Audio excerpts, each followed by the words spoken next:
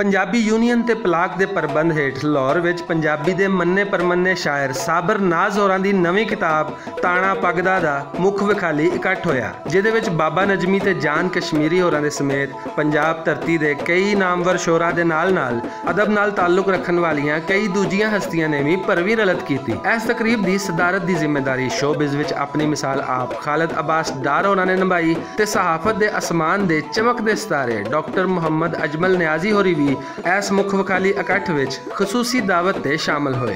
इस इकट्ठ दे करता धरता चेयरमैन पंजाबी यूनीयन मुदस्सर इकबाल भट्ट होरी सन। मैं ये भी गल बड़े इतमाद नाल आखांगा कि इस इदारे इस वीरान की जगह रौनक लाने सूरा सदफ का भरवां किरदार है और पंजाबी के हवाले नाल उन्ना काम शायद 47-60 सालों नहीं सी होया जिन्ना असी कदम सूरा सदफ की क्यादत अगे वधाया। मुख विखाली इकट्ठ विच आए उचेचे परौने डॉक्टर मुहम्मद अजमल न्याजी होरां ने किताब के टाइटल ते छपी साबर नाज होरां दी पग वाली तस्वीर नूं बहुत पसंद कीता ते आख्या कि पंजाब धरती ते जम्मन वाले हर बंदे नूं पग बन्ननी चाहिदी है, जिहड़ी पंजाबियां दी शान भी है ते मान भी।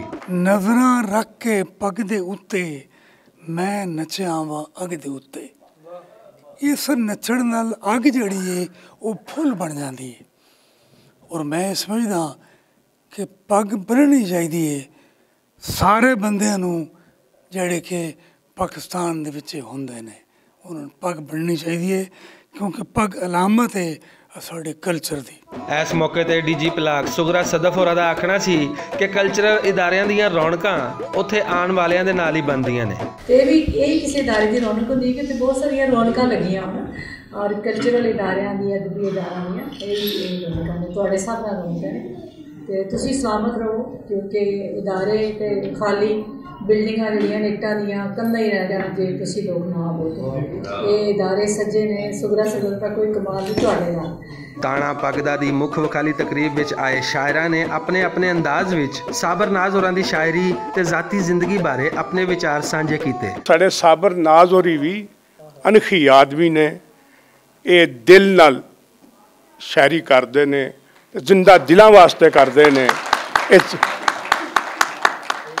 ते इन्हां दा मुतबादल बड़ा मुश्किल लभेगा।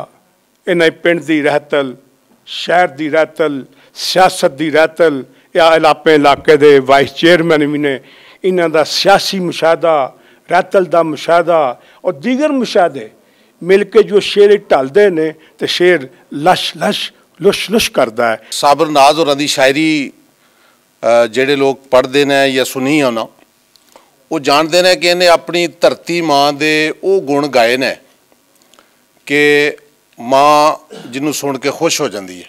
तौर शायर साबर नाज होरां दा दिल, उन्हां दे उसूल, उन्हां दा ज़मीर ते कुर्बानियां दा जज्बा उन्हां दे हर शेर दे विच धड़कदा नज़र आंदा है। साबर नाज होरां दी शायरी पंजाब तो बाहर भी और जिथे जिथे पंजाबी बोली जाती है खुशबू वांग फैल रही है। उन्हें उस शायरी की खुशबू नूं लवेट के एक किताब की शक्ल च तुहाडे सामने पेश किया साबर नाज होरां ने। साबर नाज होरां नूं एक खूबसूरत किताब पंजाबी की किताब लियान ते बहुत ज़्यादा ढेर वधाइयां। मेरे वास्ते दो ही अट्रैक्शन ने इस तकरीब च, एक तो यह तकरीब भुलेखा ने करवाई है और दूसरी ये पंजाबी की किताब आई है। इस मौके ते कई शायरां ने साबर नाज होरां नूं वधाई देण वास्ते भी शायरी दा ही सहारा लिया ते हाज़रीन कोलों खूब दाद भी वसूल कीती। कि दिल दी ये आवाज़ है भाजी, दिल दी ये आवाज़ है भाजी, साबर उत्ते नाज है भाजी, दिल दी ये आवाज़ है भाजी, साबर उत्ते नाज है भाजी ते साडी सारी संगत दे विच सरगम वर्गा साजे भाजी। रखी सांझ सवेरे नाल निभ गई तां हनेरे नाल, रखी सांझ सवेरे नाल निभ गई तां हनेरे नाल, तेरे नाल नहीं मुक्की सजना मुक गई सांझ बनेरे नाल। दिल विच रख के बुगज परोना साबर जी, दिल विच रख के बुगज परोना साबर जी, अपने हथी दुश्मन पालन लग पे हाँ। मैनू पुछदा ज़ौक मुतालिया दा पढ़ा चेहरे या नवी किताब वेखां कलमकार दियां अदले काबशां ने कि पिलाक विच मैं खिड़े गुलाब वेखां।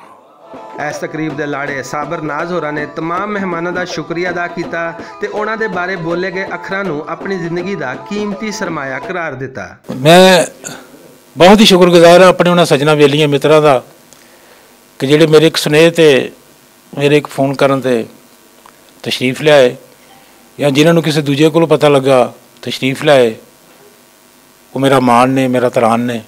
अल्लाह उन्होंने सारे सलामत रखे, तुसीं भी सलामत रहो। गल्लां बहुत हुई ने, मैं बहुत ही शुक्रगुजार हाँ जिन्हें मेरी शायरी ते मेरी ज़ात ते फुल चाढ़े। इस मौके ते हाजरीन की फरमाइश ते साबर नाज होरां अपनी किताब ताना पगदा दे विचों कुछ शेर भी सुनाए जेड़े सुनन वालियां दा मन मोह लैंदे ने। तेरा हिजर विछोड़ा मैनू रखदा है नित वसाल दे विच ते तेरे लई इंज तड़फे साबर मच्छी जिवें जाल दे विच।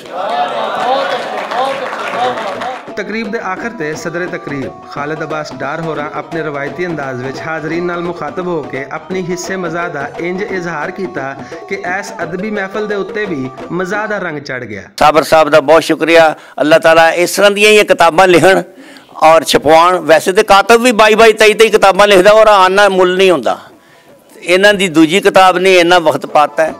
4 घंटे तक मुसलसल जारी रहने वाला ये मुख विखाली इकट्ठ 1 मिनट वास्ते भी फिक्का ना होया ते हर मुकर्रर ने ये अदबी रंग विच अपना नवा रंग खिलार के हाजरीन नूं ऐना महसूस किया कि वक्त गुजरन दा पता ही नहीं लगा। कैमरामैन जिशान भट्ट ते हाफिज उमर दे नाल असगर अली, भुलेखा TV।